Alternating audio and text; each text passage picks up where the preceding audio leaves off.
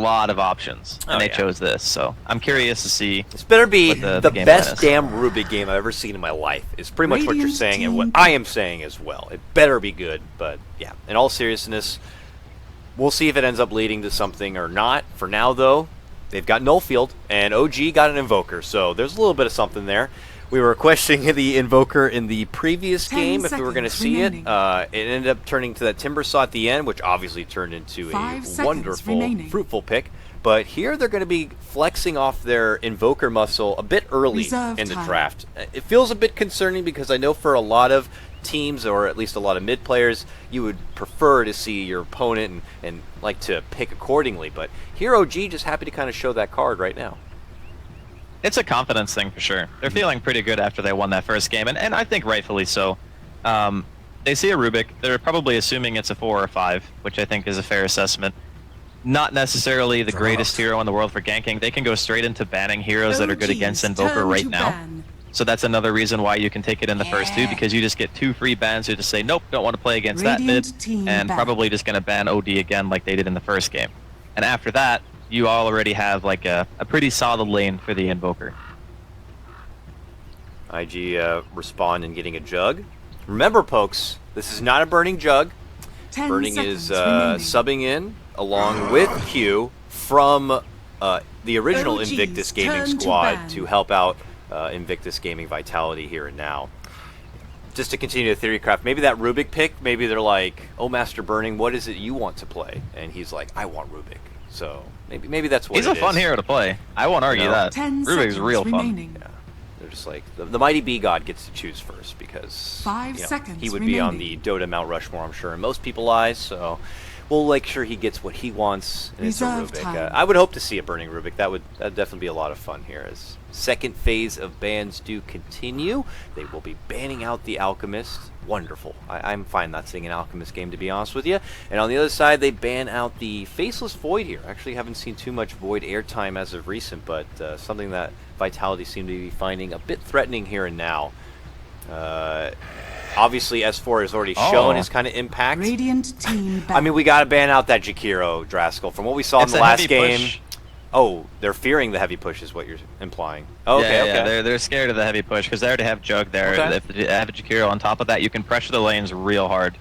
And it's also a hero that complements Rubik well because Rubik is obviously very frail, not really good at trading, whereas Jakiro is, like we were talking about, is just that beefy... He's a dragon. He's a dragon. He goes around, he breathes fire at you. Yeah. It's really, really annoying. So it actually does make sense. I kind of thought they might prioritize the OD a little bit more, just to give Ana an easier time. But if your overarching game plan is to keep your tier 1s alive, then banning Jakiro is fine. I could easily have seen them, go into that kind of full meta push. Teams like IG are not afraid to do so, and they could ramp it up a bit by throwing a Pugna, let's say, on top as the cherry.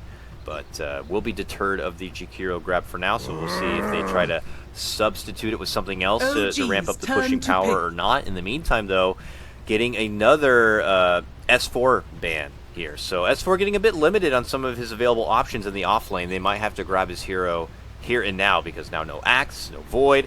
Obviously, I wouldn't imagine any team giving him a Bat Rider anytime soon. OG ban it here themselves, but what else is left? Beastmaster Draskell. The Beast. The man has no hero. So if you think about last game, how much work he did, Rubik Juggernaut lane destroys Clockwork. Like, it just murders him. Because if you cog, you get pulled out of your cogs, pulled behind him, he spins and you die. You cog the Juggernaut, he spins, you die.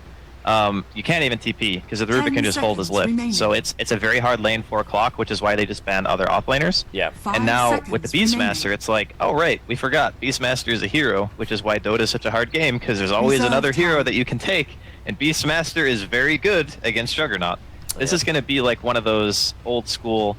I'm just like having flashbacks of double Necro 3 Beastmaster Invoker lineups and just obliterating buildings. Like, the speed at which OG can already push between these two heroes is crazy.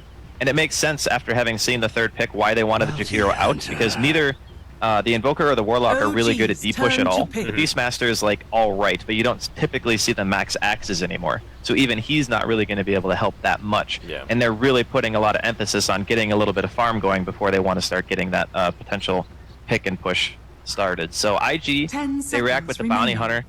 this is another very volatile early game lineup, I think, from IGV. Like, if they fall flat with a Rubik and a Bounty Hunter in the early game, they're going to get 5-man. Like, yeah. Beastmaster and Boker, I'm assuming Anna's going to play Exort. I mean, he could play Quaswex too, I don't know. But I'm thinking more likely Exort with the Beast. It's looking kind of tricky again. It is. I mean, I was there with you. It seems like a stampede of a push could be coming the way of OG, and one of the heroes I would definitely not be thinking about would be something like a Bounty Hunter. How the hell did Ogre make it this far through the draft? I don't know either, but somehow OG are going to be the team to snag it up. Man, this looks tough for IG already. But yeah, I mean, you said it right. Ogre? Bounty Hunter's got to get a lot going in the early game. Got to get the track online. Got to get the money flowing in for IG, but... Ogre, like, who are you going to pick off? Who are you going to get track money from now? This is rough. The real question is, who is that Bounty Hunter going to harass in the early game? Yeah. Like, a Warlock is not a weak hero. He has heal.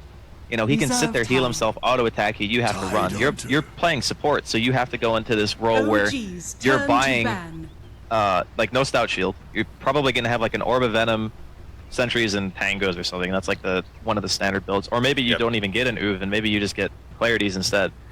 So you're going to try to trade with an Ogre or a Warlock? 10 seconds. I don't think so.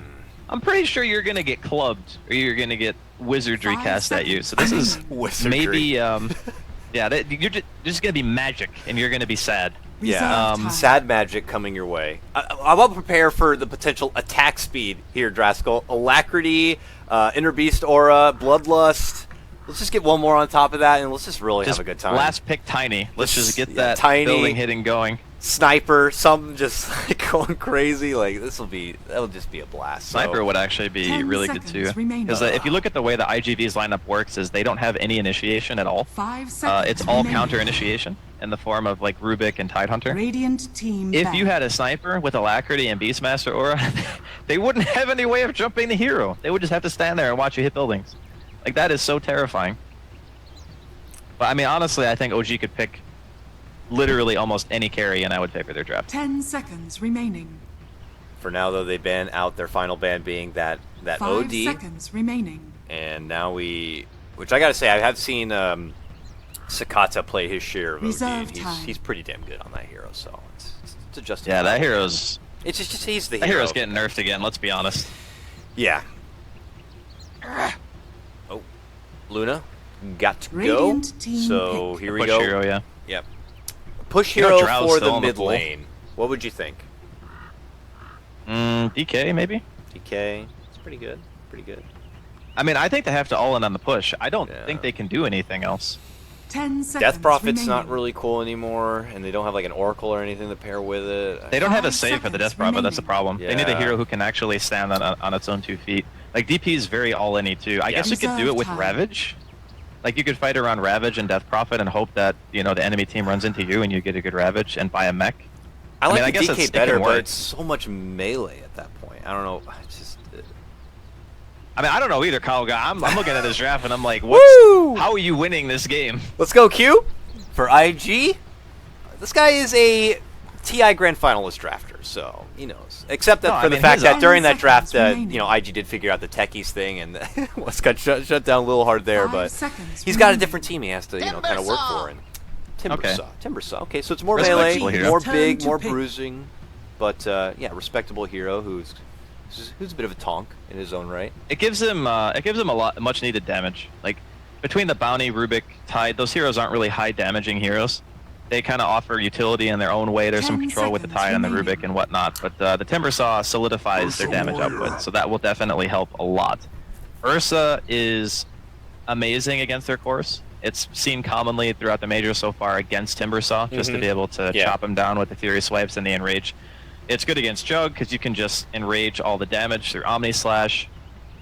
It can get kited, which is always a concern. But there's a Beastmaster, there's Ogre Stun, there's, you know, Cold Snap, and all sorts of other stuff. Upheaval even can be a nuisance, which you can't crack and chill, by the way, so even Tidehunter can die to that. I don't know, I'm still really favoring OG. I think the Timbersaw actually fixes a lot of IG's issues, though, because I was thinking about heroes like, what are they going to pick that's going to help them kill something? But Timbersaw is definitely that hero. Yeah, and it does look like, I was saying, like, oh, potentially Timber side of the mid lane, but with Paparazzi picking up now, and then 10 obviously seconds remaining. with the Jug already on their team, they're going to try to go for what looks like the Jug 5 versus seconds Invoker remaining. mid lane matchup. Outside of that, do you suspect that we might see any sort of shift in the laning stage here as we are getting right and underway? I don't know if either team was going to want to try to change things up at all, if Prepare for IG want to battle. consider, heaven forbid, I don't think you can even go aggro on this or not. I think they're kind of stuck in that position where they're just going to have to go with what you see is what you get and just hope that the bounty hunter can, I don't know, get a courier snipe and somehow pinch and poke his way into a successful early game. Well, I mean, Q used to play with Garter, who was a hell of a bounty hunter player, so hopefully he picked up a thing or two. And if you, like you said, if the bounty hunter does have a good early game, then game salvaged. Like, that's really all it takes, because as soon as you get track going and you can find a couple of pickoffs here and there, then you're pretty much back in it. My real big concern is that their laning phase, I just feel, is not really that good. And this is a meta where you want your laning phase to be good every game. Oh, like, yeah. having weak lanes means you just get ran over. 30 seconds to battle. I guess Juggernaut and Timbersaw on their own right are independently good laners, but their support combination, I feel, doesn't really offer much.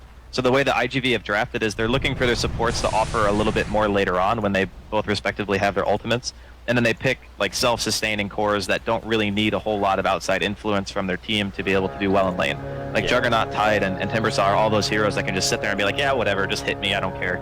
I'll spin away from a gank, I got Kraken Shell, and the other one has reactive armor, so in some ways I think that there's potential here, but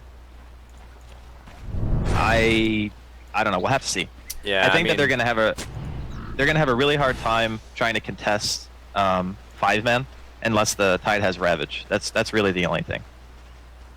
So working around that cooldown, and I would agree with you, these guys are, for the most part, some big bad bruisers who should be able to fend for their own when necessary, but we'll have to see how much OG are going to be looking to ramp up the aggression and prevent them from kind of playing their own game, and like maybe like last time, forcing out early awkward rotations and changing lanes up to kind of adjust accordingly. I mean, you have an Ogre on your team, so that's just kind of what he does. Jarek's already just kind of getting in the face of Paparazzi, or scoring a couple of denies, and just trying to fluster him as much as possible while burning. And remember, everybody, this isn't going to be a carry burning here. Burning Rubik now as he goes back to what we saw in the first game, just working with the pool a bit. But nonetheless, we're expecting a little bit of a slow start. A lot of these guys need a bit of a build-up here, and I know No-Tail can Aftershock and get some jabs in on the In July, but all for intimidation and asserting dominance, if you will. Yeah, it's really tricky to kill the Tide. I mean, in July, he has to be out of position and or make a mistake. So he started with the boots. He recognizes that any amount of tank ability in this lane doesn't really matter because of Fury Swipes. So as long as he can get some levels, he'll be happy. I mean, if he gets an early point in the Gush, they could potentially kill Fly, but it's always going to be a trade. Like, somebody's going to die because No-Tail's going to kill one hero, and then the hero they go on will also drop. All right, a rotation now. Burning actually shoots up to the top lane. They try to get some damage onto No-Tail. Burning won't get close enough for any sort of lift, but it looks like his assistance will be here. Just kind of, I guess, assisting in a head start for Paparazzi till he gets his level 2. But now this Timbersaw is going to, at least for now, be on his own. Obviously, Jarex is going to venture off as an Arcane Rune will be there waiting for him. Bounty gets, well, the Bounty Rune, and now is taking his business towards the mid lane here and towards the Invoker. I do not see a sentry anywhere on the ground, so we'll see if they can start to set anything up. When you get the hits in, the Blade Fury's coming out. He's in trouble, and he will go down. Sunstrike will be had for IGV. Already Q gets a nice early start, channeling his inner Garter, if you will. Yeah, the one weakness of a 2-1-2 against the Bounty Hunter is that your mid player is always exposed. I thought that after the rotation came out from burning to top lane and they saw it, that Jarex might just kind of sit by mid. Because then if the Ogre is sitting by mid and is carrying Dust, if for whatever reason the Bounty Hunter ever walks over there, he just pretty much dies. Yeah. But I guess at the moment, Jarex doesn't really have the money to buy Dust because he's got the Orb of Venom and the early stick. So more than anything else, looks like they're going to prioritize No-Tail a little bit more, which means that he'll be able to get the items he needs to get an early Roche, which can obviously bring you back. And I'm sure Anna's not going to be too concerned over just dying once. As long as they don't give away a lot, then they should be alright. I want to say Ana is pretty notorious for having a slower start on his Invoker. I'm not trying to say like he always has a bad start, but it's just, you know, we're not going to be seeing those early flashy, any sort of early game kills in the lane. And I don't know, it just seems like it takes him a bit before he can really come online. That could be just a victim of playing an Invoker at the end of the day, but that seems to be the trend for Ana. And if it was going along with the playstyle you were mentioning, where they're looking to build up No-Tail first, that would certainly make a lot of sense here. But they are going to be looking to pressure Ana as much as possible. The Q continues to show himself in the lane, being that pain in the ass. No response yet from OG about it. Jerix has now been floating around this top lane a bit, so back to the pull camp he goes. We're not just seeing too much of that aggressive early, like, enforcing Ogre this game, at least as of yet. Yeah, it's weird because Jerix is a very talented player when he's on heroes that can actually score kills, but he seems a bit out of sorts as to what to do when he really can only just bully. Like, when he was playing Mirana, he secured a lot of kills with arrows, but this game he's playing Ogre, and he now is kind of hovering around mid for the time being. It looks like they are going to drop a sentry ward, so Ana's now going to have that little bit of protection from Q's rotations, but I suppose he just feels like his presence isn't really needed as long as there's a ward down. And he can just go back into finding a hero that he can just stand behind, which I guess is going to have to be Ana in this case. Q comes in. They see him now. Ana adjusts a bit, gets some shots in. Now they're coming in for the Blade Fury. Angel Eye suddenly rotates over and offers up a little bit of a nuke himself, and that secures the extra kill. No one suspects the rotating Tidehunter. That was a really weird Sunstrike. I thought he would just cold snap because he had his invoke off cooldown.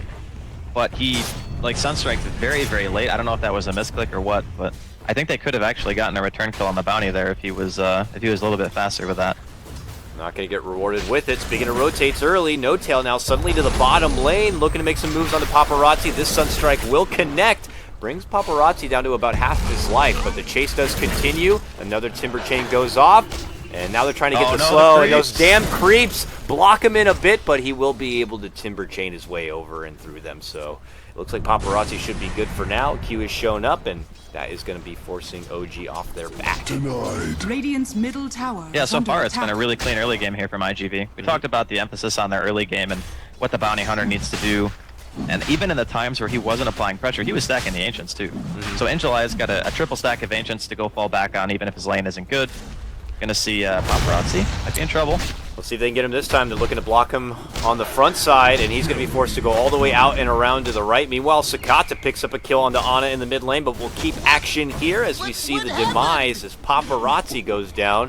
OG are able to get themselves on the board now as it's 3-1, but a Sakata solo pickoff, it looks like Omni Slash was used and got the job done. Yeah, Ana is really struggling here mid. He's like 2 levels behind now. That's really, really bad. It's okay to die if the bounty hunter and the tide are like TPing to kill you, but if you die 1v1, that's something that cannot be allowed to happen because Sakata's already had a really good start. They're gonna go for a dive here. S4 is not 6 yet. No, he is not. There's the golden lift as they pull him up and towards the tower. He's quickly surrounded by 3 and really does not stand a chance. Bottom lane doesn't stop there. 2 have surrounded onto No-Tail. He tries to get off a couple of swipes and now frantically looks to run away. Paparazzi, though, needs to line up the shot. Doesn't want to commit in for it, but oh god. Q will get it done. He's got a level 2 Shuriken toss that will get the finish. 5-1 now. IGV with a hell of a start already. Complete 180 from what we saw in game number 1. Dire's top tower. Yeah, the rotations have been on point. I don't, like you said, nobody expects the Gush Tidehunter at this early stage in the game. Like that rotation on mid that ended up killing Ana the second time, puts him so far behind that the Juggernaut hits 6 before he's ready. Then that gives Sakata the solo kill on him because he has Omni and Ana's not paying attention. Like, all these things are snowballing just because of these rotations coming in. IG just really recognizing when they hit that kind of mini power spike with getting that Omni early and getting those levels and just kind of totally taking advantage of it here. What do OG need to fall back on for their, if they were to have a power peak? Is it Fly's Chaotic Offering? He's level 4, almost level 5 now, but do they have to wait until that kind of a point? Or, I guess S4 is level 6 now. Is it just a matter of putting the battle order work? Like, what can OG now do to kind of get momentum back to their side? I mean, having the Golem is obviously going to be great, but I think more than anything, they want to try to, like, contesting the Ancient stack would be great, but I don't know if they can actually do it now, because like you mentioned, there's no offering. And I mean, stopping July from taking your own stack, that would also be good, because that boy's level 5 and he's taking like a quad stack right now on your large camp. But I think honestly they need to take the foot off the gas a bit, you know, try to get some levels up and maybe play more reactionary Dota for now, because their movements around the map have just all been countered by IGD. Bottom lane, Q and company looking to move on in. No level 6 yet for any track, but they get some hard-hitting damage on the no-tail, and it looks like they're going to be going in for the finish. He pops the ulti to mitigate a lot of the damage, stays alive for now. And Sakata is happy to jump on back and get the finish on the fly instead. Sunstrike not going to be able to do a whole lot. And no-tail gets zapped down with the Fade Bolt. S4 shows up, gets off the roar. That will get the kill onto Q, turns it into a 2-for-2 trade. And Paparazzi is now stuck under the tower quite a bit, hit with the Fate's Edict, and, well, also going to be hit with the stun. Tries to go for the Timberchain TP, will not be able to make it out in time. Last second will tick down, turns into a 3-for-2 trade, going the way of OG. It does cost him a core or so, but lots of commitments from both sides there. That was still big. Like, getting those kills on the cores, especially, like, Sakata and Paparazzi both dying in that fight, that is so worth it for OG. They were really concerned for a little while because of how good of a start that Q was having. Like, his rotations were fantastic. Sure, he's not level 5 yet, or close to level 6, but he's been giving his team a tremendous amount of information. He's going for the deep wards. He's also going to find Ana out here. Like, everything mostly that IG has done during the early game has succeeded. So this is the first time they get punished a bit. Maybe a little over-aggressive going for the tower dive like that. But I guess because Fly, they knew he wasn't 6, they thought maybe they could just pressure it. But that heal kept no-tail alive for so long that they had to overcommit to get the kill. Obviously, they did not have July as part of that fight. He was level 6 at the time without the point invested into his Ravage yet. Since then, though, he's now level 8. He has that Ravage certainly ready to go.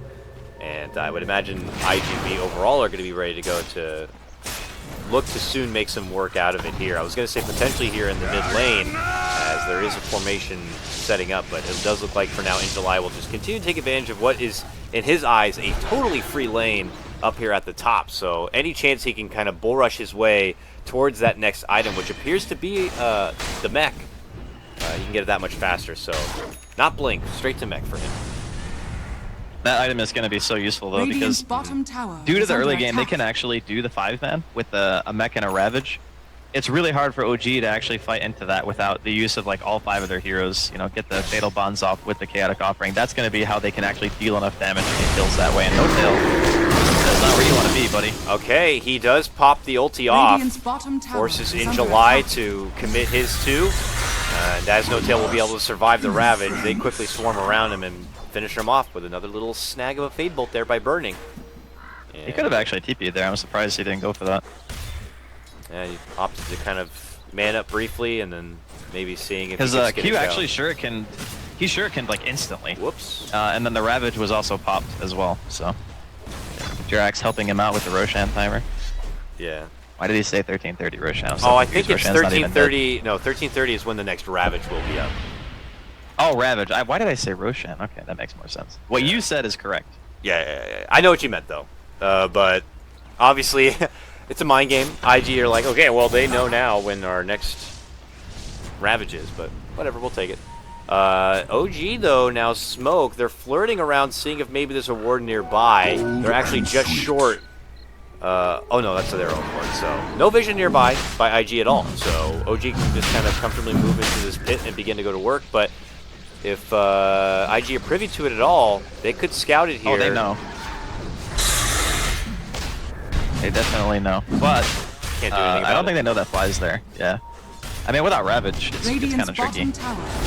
Jarex rolls in, pops up dust, and wants to get the Q anywhere but away. Oh, Sunstrike, big hit, and the burn will get the finish. Nice stuff. Ignite, level 4 by Jarex. I didn't notice his Ogre build up here. It's a bit different than what you see from a lot of other Ogres. 1-4-2. Radiant's bottom tower. That's the damage build right there. Ignite does insane DPS. It's 400 damage at level 4. Radiant's bottom tower has fallen.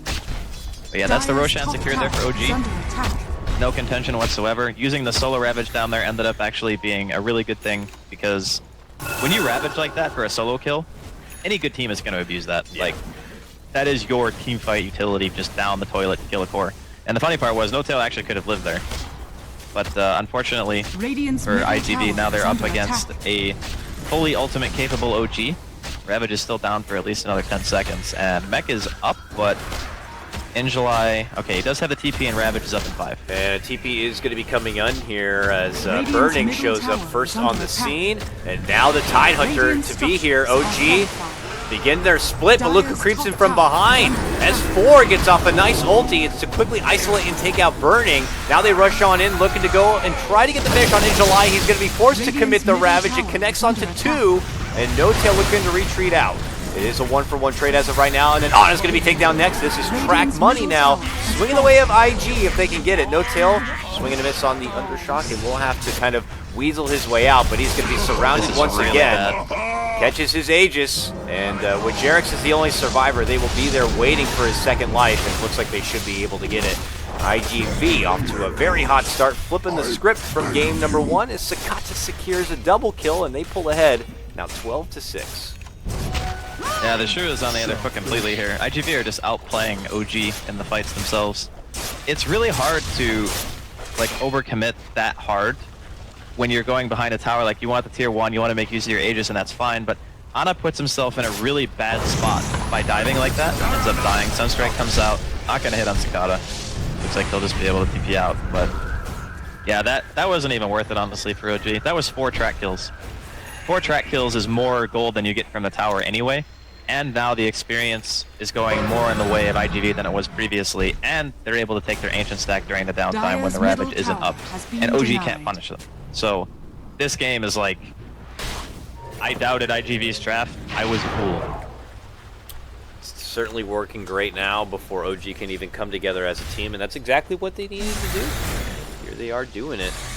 Track money beginning to roll in. You can see the benefits coming together in some of these items now. And as you can see, S4 will get knocked up with the track. His comfortable farming space is going to be feeling very thin now, as he is just desperate to kind of move on forward and try to finish out the good book.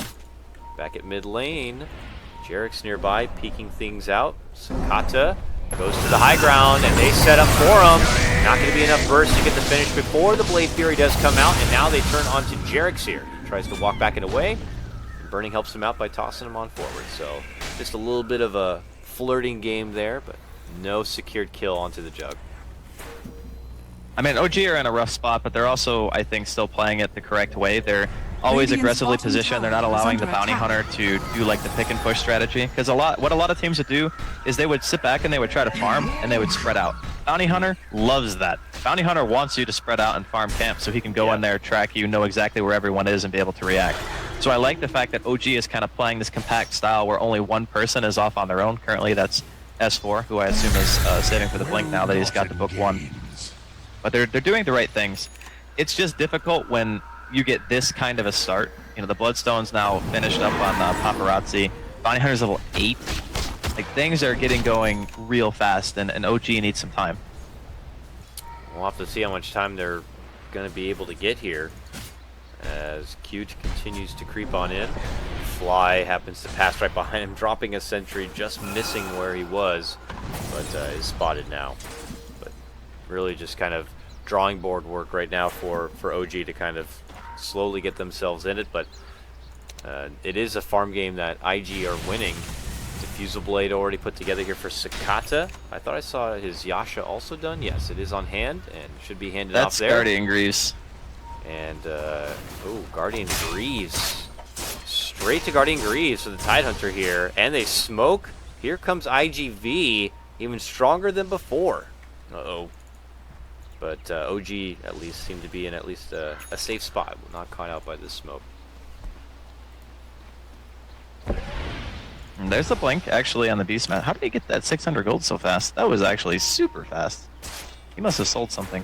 But yeah, they had the counterplay. The biggest issue that they're actually going to have is Tide at this point. He's so durable during fights. He has Guardian Greaves, he has Ravage. You can't really commit to him. So you need to have another way of, like, starting fights besides trying to focus in July. Q is coming in, has spotted S4, hits him with a track, and now the roar comes out. They will be able to quickly burst and take out the bounty hunter here. IGV looking to avenge him. They rush on in. No commitments of any ultis, and now the chase seems to be halted a bit for now. Big connection with the Fatal Bonds and with the Rock. OG thinking about making a move in, but there's a quick counterplay with the Greaves, with the Ravage. They shut down OG in their tracks and say, do not even think about it. Forcing them to kind of commit the Rock and get really nothing from it at all. IG double back and get right to the grindstone of this tier 2. Man, that Ursa needs a BKB so badly. He just managed to finish up his Blink Dagger, but again, he's like the only hero who really goes in. So when he goes in, he gets ravaged every single time, and his teammates can't really do anything about it. Like, it's just the one thing that stops the fight pretty much completely. Timbersaw had enough damage to burst him down. He didn't have Enrage up after getting the initial kill on the Bounty Hunter, and then he just melts to the damage. Yeah. IG will get rewarded. Also, sorry about those dogs. I will go murder them presently. I actually didn't hear the dogs. At least I can't hear them over the game, but I think you're good. But nonetheless, S4 back bottom lane, casually pushing forward. I mean, while it's going down, you know, I said Ana always has a slow start. He had been able to, you know, continue to grind up some farm with the benefit of that Midas he picked up. Finished now his boots of travel and even grabbed a point booster along the way too. So he's bulked up a little bit, but Drasko, I'd imagine Invoker still needs a lot more if he wants to feel a bit more relevant in this game. Stolen Rock gonna be dropped onto Jerix here, just to Jerix, and he just casually runs away from it. Yeah, I mean, the thing about Golem is you kind of need another spell to follow up so the Chaotic Offering itself can deal damage, but I guess maybe their eyes are set on the tier 1, and still having the utility of that spell. I think he can use it one more time. I was like, maybe he used it so he can use it twice, but I don't know, the timing's close. That's the thing. It is very close, because I think a level 1 spell seal only lasts for 3. Oh, actually, there's no way you can use it again. Yeah, there's no way. It's just going to disappear. So it's a bit short, but at least the Golem will help them siege quite a bit here in the bottom lane, as they will secure 2-2. So since that micro engagement over here near the secret shop of OG, I can take that fight and that kill on No Tail, take that mid tier 2, take the top tier 2, the bottom tier 1, and now they're working on the bottom tier 2. That's a lot of money. That is a lot of freaking money. And alright, yeah, exactly. Shoe on the other foot, OG. Let's see if they can be the team to kind of hold out in defense, or we may have our second straight day of full best of 3 action. That's definitely been an interesting series, to say the least. It's like one stomp one way. Perhaps this is going to be IG stomp, because it's only 20 minutes in, and they're looking at this tier 3, and it is dropping. It really is. The Courier also being taken down there on IG side. Small win for OG, but that's a tier 3. Okay, so tier 1, 2, and 3 in the bottom lane, and maybe even a Rax. OG trying their best here. Early Fatal Bonds is already out. Oh, I took Alacrity? Okay, that's it, Rex. And now with Alacrity on the Cicada, he's able to kind of chunk through it, but now the Rock will finally be committed. There's the counterplay as the Ravage will come out. They try to burst down No-Tail as much as possible, and they will get it. No-Tail's going to be out 45 seconds. It could be already in a situation where he might need to buy back. The chase is on for S4, and they'll get that one too. Both do have a buyback, but it may be just too late at this point. One Rax is already down this bottom lane, and Ana's also set to drop. 3 already going down. IG have lost nobody. We could just see the towel thrown in here and now, as IG will walk away with a full set of Rax. They took the whole bottom lane in that push. Well, they didn't even just take the whole bottom lane. They took also 3 heroes in conjunction with that. I mean, that's, I don't know. I'm just looking back at the draft and I'm thinking to myself, first pick Rubik. The first pick Rubik team did this. That just means we have much more to learn about Dota, Cobble Guy. That's all it means. This is such a wonderful patch, Ice Frog. Thank you so much. But nonetheless, back in mid lane, IG need to get the GG call if they want to walk away with the W. And Paparazzi's certainly making a case for it. Quickly secures a double kill for himself, shredding apart the team. It looks like S4 may be able to get a forgiving kill. No, what am I kidding? They will miss their Sunstrike. Angel Eye won't get that grab. S4 will be able to pull out the Roar, but Sakata continues to go to work. Triple kill now for Paparazzi. Ana also rushing on in. This is one of those moments where you can certainly feel like OG are thinking about game number 3, but not looking to tap out just yet. I mean, this game is pretty much over. Yeah. Honestly, they've given away way too much. I think the only reason they're still in the game is because they don't want to GG before 24-13, which is the GG time of game 1. That's my theory, and I'm sticking to it. Yeah, I don't know. If I mean, obviously they might, or not, but yeah, that's a valid they might point. still actually have some idea of how to win the game. That's also plausible. It ain't looking great from our perspective because they just pretty much got wiped like 2 times inside of their base and lost an entire lane. That wasn't how you wanted things to roll out. But it's definitely a rough road. Roche up now. Let's see if IG can find an opportunity to go in and get her done. As it's already spotted out from Paparazzi, they consider going to work. Obviously, some of the bigger ultis here not going to be available just yet on the side of OG. In particular, Fly's Chaotic Offering still needs about another 10 seconds. So it is up. They're pinging the Roche side now. Why don't you say one more college try in the Roche pit if you're OG, and if it goes to shit, you tap out. That could be a plausible option here. I'd say that's a fair thing to do. I mean, there is an Aghanims on Ana, so maybe he gets some like crazy meteor deafening in the pit and kills everybody. I mean, that's the one thing about Exort Invoker is even if you're behind, you still do a lot of damage. Radiant's So top tower is under attack. if he can get that. I mean, there's also the rat play, which is what they're kind of going for right now. They have the Boots of Travel, they have the Beastmaster Aura and Alacrity, so they still push very, very fast. I just can't believe how much work IGV did in this early game. Like, they put on a clinic. Oh my goodness, 10 life left on that tier 2. Paparazzi gladly just knocks Radiant's it down top with tower one punch. has been denied. But the rest of his team already migrating towards this mid lane. Speaking of rat plays here, look at this one. OG looking right from behind. All a ploy by Ana as he distracts him, being taken down in the mid lane. But it looks like he may be able to get it. The buyback is going to be forced out as IG truck forward. They realize there's not too much on the defensive side. They'll see the markings now that Roche was done. Probably feel a little bit flustered, but nonetheless, they're here and on a mission. They forced out the buyback from Ana, and they're going to continue their push. I think No-Tail really wants to get BKB before this fight. If that happens and he's able to get the BKB, they could actually manage to kill a hero or two just because of how much damage like between him and Ana they can put out together. Yeah. But their timing was just pushed so far back due to IGV's map control, the early game rotations from the bounty, the surprise gush Tidehunter. Like everything that they did had a very good reason for it. Ooh, my. No-Tail gets insta-bursted. That Aegis goes faster than it took him to get it. And now he pops out the ulti and doesn't really have to dodge a whole lot of trouble.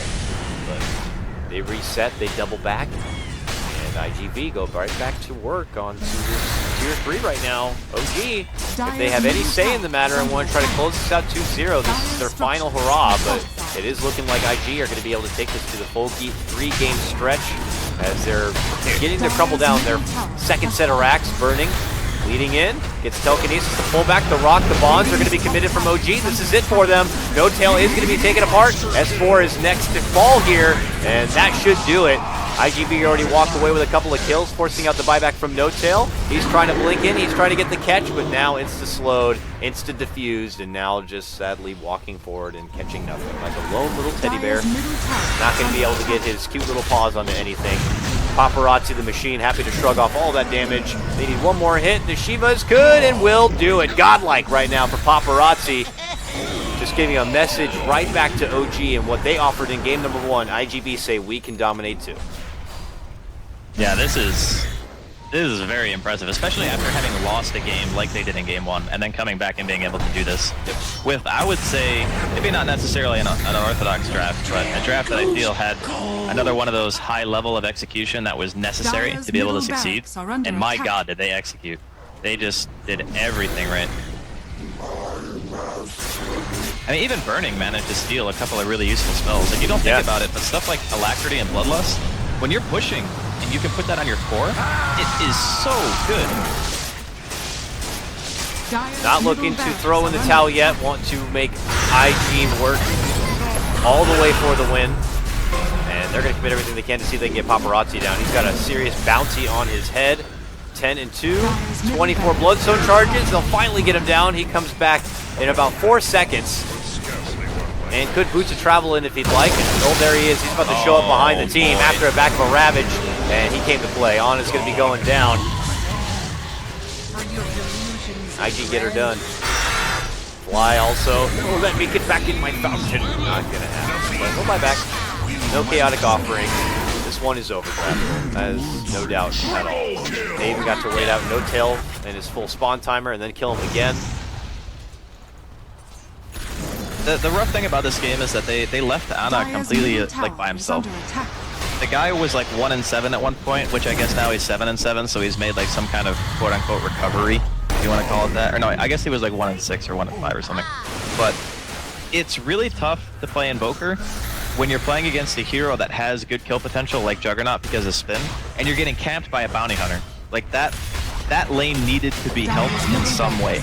It could not be allowed to just let Ana die over and over and over again, because what happens is you're putting all your eggs in this Ursa basket, and then there's a Timbersaw and a Tidehunter on the other team.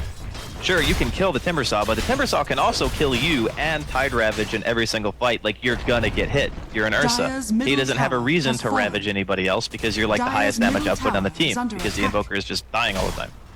It really worked out well for IGV. The Tidehunter pick, I think, ended up paying absolute dividends for them.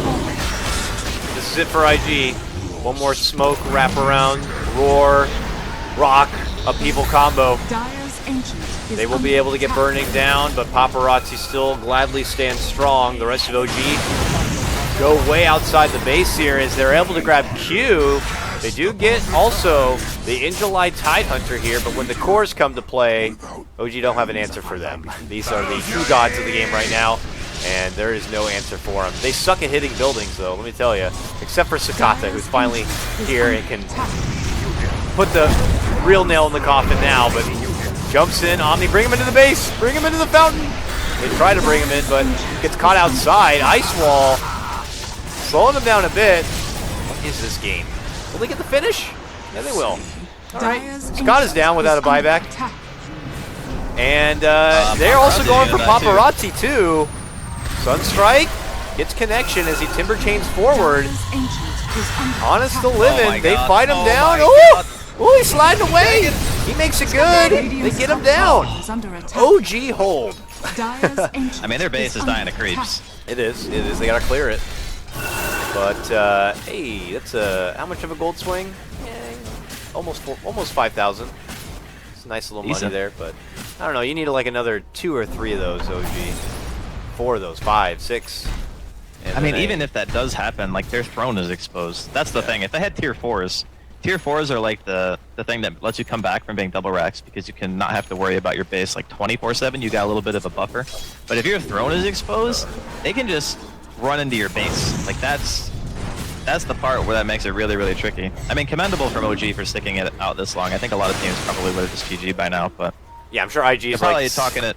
IG's sitting there definitely going, why have they not? Why don't they just tap out? Why don't they just tap out? But that's also a strategy, right? Like, you tilt the other team by not GGing. I think it's exactly what OG are doing. I mean, that I would wager that is their intention. They're just like, okay, guys, let's just, you know, start. I don't know. I'm actually curious enough that maybe I'll DM Fly or something to be like, what's your issue, dude? Nah, I'm almost 100% sure they're just talking about the game. I don't think there's a tilt the enemy team strat by not GGing. I mean, I don't know, maybe there is, but that would be some next level stuff. OG, though, at least maybe with that last takedown, feel like if we can get one mega clutch play, which could be here. Oh, they headed a bit early, but just below them and to the south is IG, and L4S4. They just jump on in. The Omni Slash is there. It shreds apart their Beastmaster. He has no buyback. Sheriff's also going to be going down. So already at a 3 versus 5 disadvantage. Let's just see if OG can somehow hold it. No Tail pops his BKB, runs on in, looks to slash apart Sakata, gets some good damage in, but there's going to be the Force Staff, which shoves him back and off and away. While there is going to be Fly on the other side, zapped down. Telekinesis on the No Tail, and that's it for him. Last survivor is Ana, who's going to get ravaged up, and they will surround the Magician and make him pay for all his dirty magic deeds. 5-man wipe and a triple kill for Paparazzi will be the last thing we see, as it's going to be IGV who will claim game number 2, and it looks like Draskell for the second day straight going to be going to a Game 3. Wouldn't have it any other way, man. I was very impressed with IGV. You know, the Vitality clearly stands for something in this